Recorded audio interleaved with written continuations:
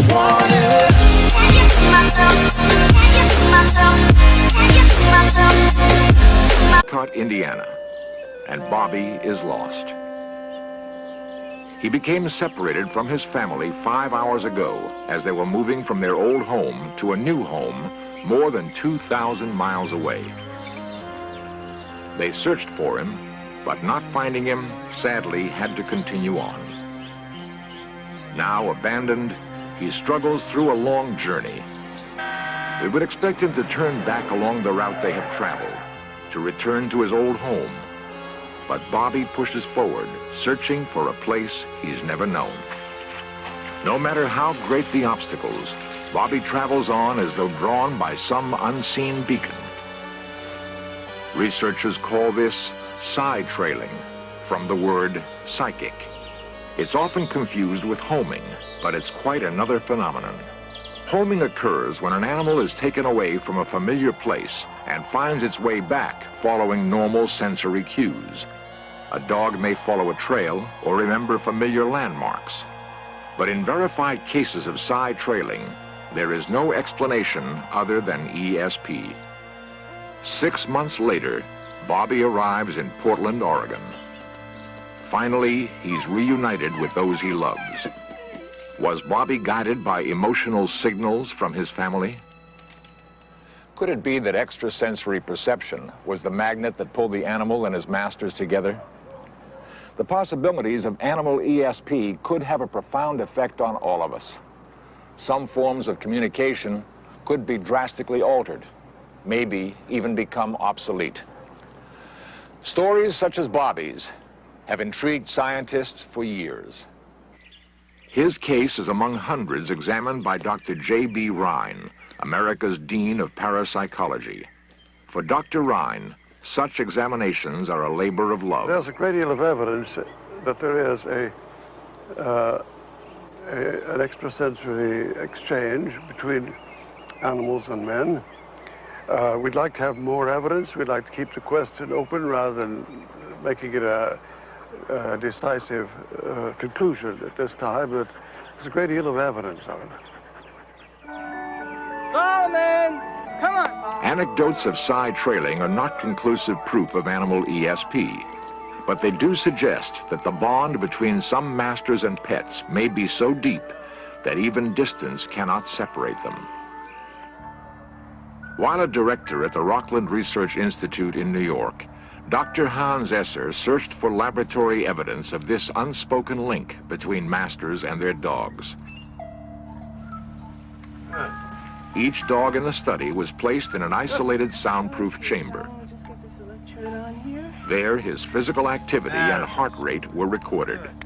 Dr. Esser selected dogs with a close relationship with their masters, feeling these teams would most likely demonstrate an ESP link. The master was then isolated in a separate soundproof room. We will try in this experiment to replicate the bond established between you and your dog, and in general between master and dog. Try to experience it as fully as possible so that the emotion you feel and you generate can be picked up by your dog. The only possible connection between master and dog would be ESP. Okay, the dog's lying down now. We can begin. Will you mark? All right. Start. You'll have the first event. Now. The master was shown a series of slides. Some were pleasant subjects, evoking a positive reaction. Others were disturbing. Would the dog perceive a change in his master's mood? The dog is perceiving probably emotional reaction from the master. This, in our thinking, takes place through the oldest part of our brain. This brain is non-verbal. It does not talk, but it does form the seed of our emotions. Although this experiment is a preliminary investigation, a pilot study, Dr. Esser did record a correlation in a few instances. He continued with phase 2. Gary, I do want you now to imagine exactly the episode of pleasure that you had this morning with Solomon, and in your mind recollect the whole event in the park. Finding laboratory proof of animal ESP is most difficult. This study is among the first to begin the search and raised an even greater question. What I am investigating is actually the so-called web of life, the relationships between every single living being in the large society of this earth. It is nowadays an ecological concept.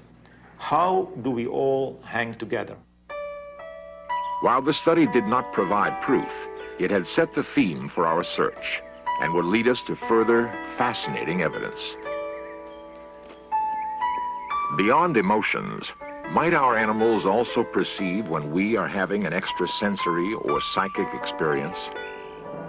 During times of great stress, people have reported having out-of-body experiences, feeling literally that they can leave their own form, hover above it, or travel to other places. Such reports are not uncommon. But some people, like Sherry Green, feel they can actually control the phenomenon. Sherry says she's able to have an out-of-body experience at will. Could her pet kitten respond to her experience? And if so, would this indicate animal ESP? A classic experiment tested this question. In search of reunited key investigators from the Psychical Research Foundation of Durham, North Carolina. Researchers take Sherry and her kitten to an observation room half a mile away. The kitten will remain here for the experiment. And this is where Jill's going to be. And Johnny's going to be charting Jill's movements and also the number of times that she meows. And this is where we want you to focus your experience. Sherry returns to the lab to have her out-of-body experience. The experiment is supervised by Dr. John Hartwell. Sherry, we're plugging in the last of these wires here now so that we can learn something about the physiology of this experience. In addition to how the animal responds, we want to know something about how it is that your body responds. We began to pursue these studies because the subjective nature of the out-of-body experience begs for that kind of research. For in this experience, a person feels like he is out of his body. He feels like he is out there and perceives the world from a different point of view, and perhaps he affects the world. Now, in the critical moments before the experiment, Sherry's brain waves and pulse are closely monitored. She meditates and prepares for her experience. A half a mile away, the kitten is placed on the observation grid. She paces restlessly in the alien, unfamiliar surroundings. The experimenters wonder if the kitten's behavior will change during Sherry's experience. As Sherry meditates, she signals her experience is about to begin. That's 10:02. Sherry now feels she is leaving her body to visit her kitten. She attempts to calm and reassure it with her presence, to make it feel more secure in a strange place. Each trial lasted several minutes. Over 33 trials, the researchers found a striking correlation. Whenever the subject reported an out-of-body experience, the kitten became measurably quieter and calmer. Its behavior had changed dramatically. Whether the kitten actually saw or felt a presence, no one can say. But during these out-of-body experiences, something was happening. we tried people, animals, physical sensors, various electromagnetic detectors. The only consistent evidence that we found was the behavior of this one kitten. The fact that the kitten gave the only consistent results there is intriguing. We don't know what that means, but it does seem to us that it is very important.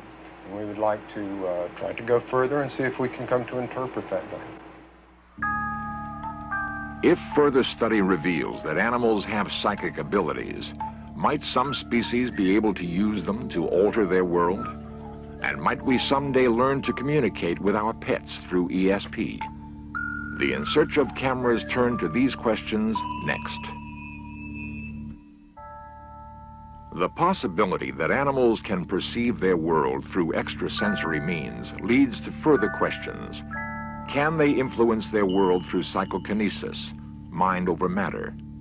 Could an animal with primitive mental ability, such as a fish, exert an influence on its environment? Current research suggests this may be so. At the Mind Science Foundation in San Antonio, Texas, Dr. William Broad conducts an experiment to determine if a Siamese fighting fish can alter the conditions in its tank. The male Siamese fighting fish is extremely aggressive. It displays hostile behavior to other males, and even to its own reflection in a mirror. Given the choice, it will seek out a male to challenge. To study the effects of this aggressive desire, Dr. Broad has designed a special aquarium. Along one side is a mirror that is only visible to the fish at irregular intervals, selected at random by a special generator. To determine when the mirror will be visible, the generator uses the same random principle as flipping a coin.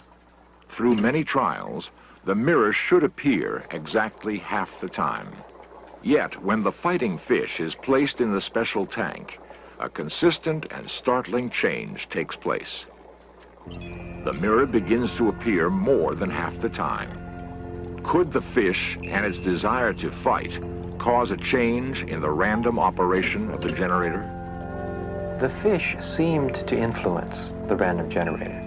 That is, after about 3,400 trials, the machine started generating more mirror trials than you would expect by chance. But if you take the fish out, that effect goes away. And the most simple explanation of that is that the fish is somehow influencing that generator, although there's no physical connection between the two. That is, some kind of psychokinetic influence is being displayed here. In human beings, for example, there's considerable research that indicates that persons can mentally influence a variety of systems, living systems, inanimate systems, small ones, large ones, simply by imagining or intending for certain outcomes to occur.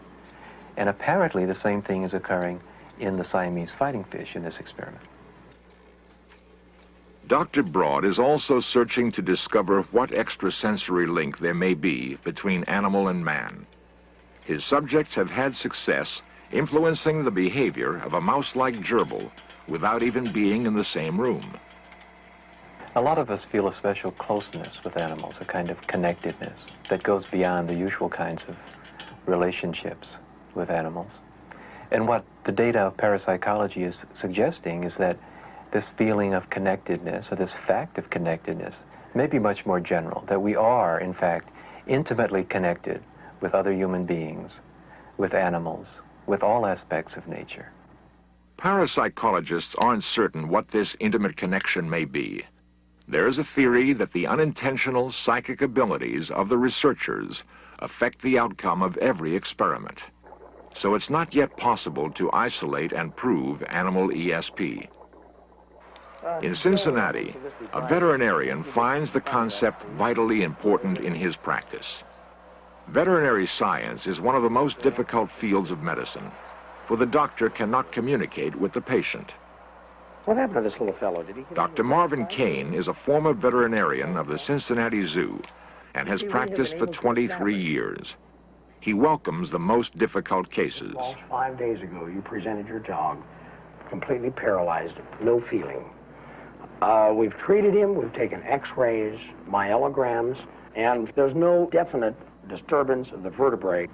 He has responded to a point, but yet there is no realization of where his legs and feet are. Having studied in China, Dr. Kane now teaches acupuncture to other vets and continues his search for new ways to relieve animals' suffering. One of his greatest allies is a consultant whom he feels has the gift of communicating with animals through ESP. She's Beatrice Leidecker of Los Angeles. I like to think of myself as a diagnostic tool to a veterinarian, because an animal can't say where it hurts, but he hurts.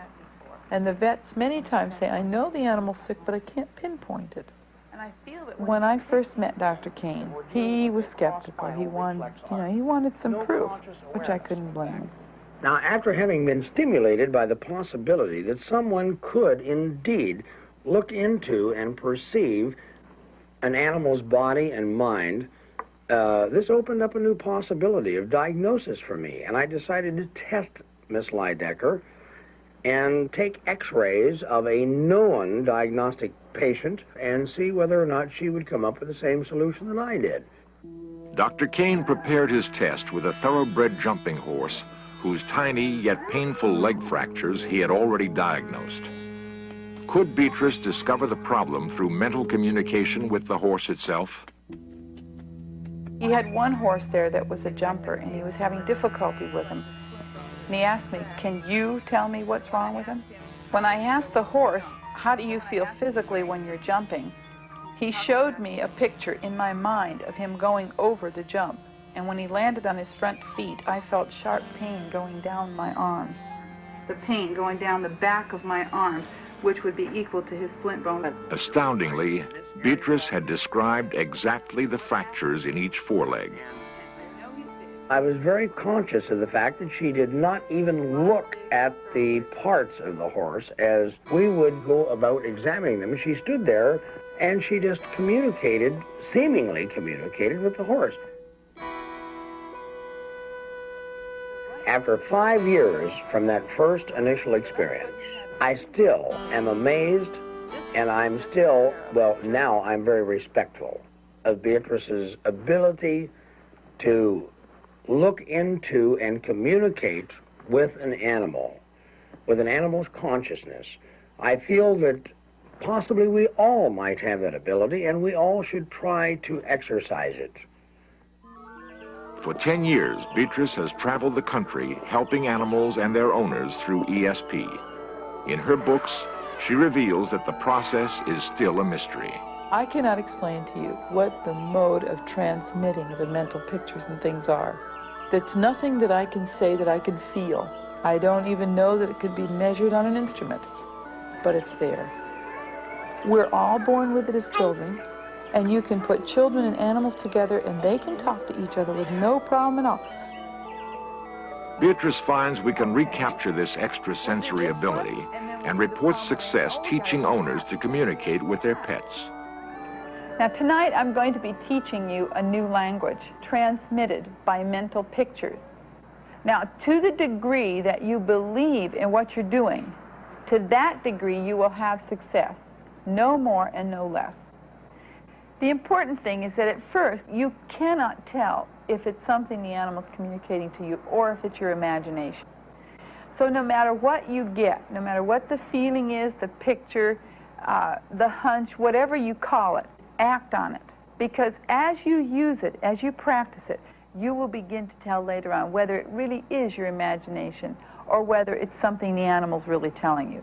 The people that make the best students are the ones that can forget themselves long enough to get inside of something else, to see life from that animal's point of view and say, hey, maybe their motivation's different. People write to me all the time and say, wow, my life is so different, you know. It has just totally changed my attitudes with my animals, and we now have a different relationship. Professional animal keepers, like those at Kings Island Park in Ohio, ask Beatrice to visit their animals and communicate with them. The results are often striking. She has helped solve the most difficult behavioral and medical problems. What I hope people will come to understand about themselves, about the animals, and about ESP between us is that here's a new exciting dimension. We have a lot to learn.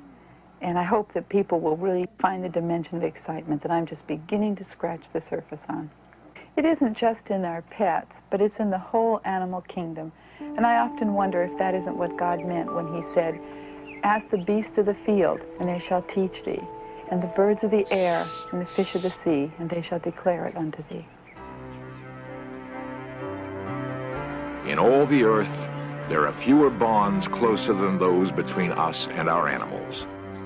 From the romping days of childhood to the quieter hours of later years, our animals are there as companions, comforters, and confidants.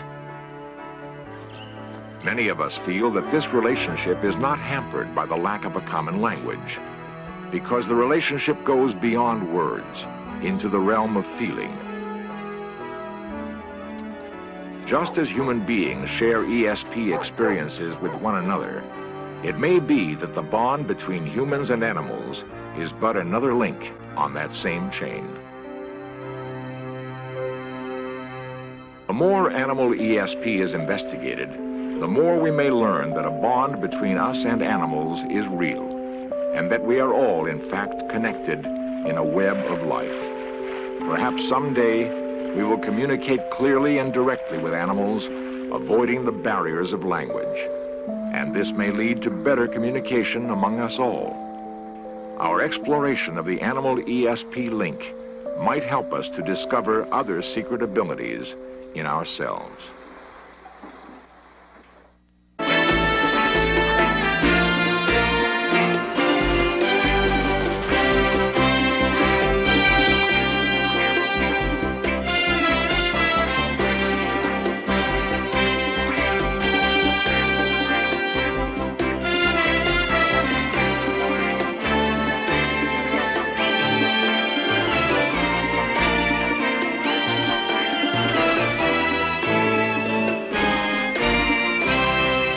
But it's quite another phenomenon.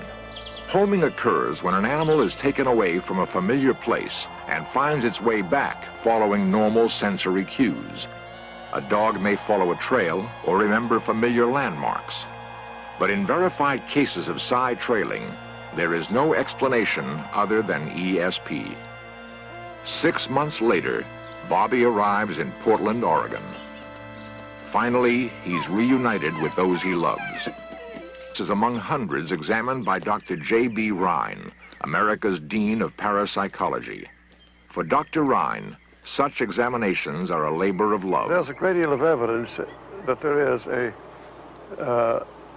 an extrasensory exchange between animals and men. We'd like to have more evidence. We'd like to keep the question open rather than making it a decisive conclusion at this time. But I just want it. Can you see myself? Can you see myself? Can you see myself? Caught Indiana, and Bobby is lost. He became separated from his family 5 hours ago as they were moving from their old home to a new home more than 2,000 miles away. They searched for him, but not finding him, sadly had to continue on. Now abandoned, he struggles through a long journey. We would expect him to turn back along the route they have traveled, to return to his old home.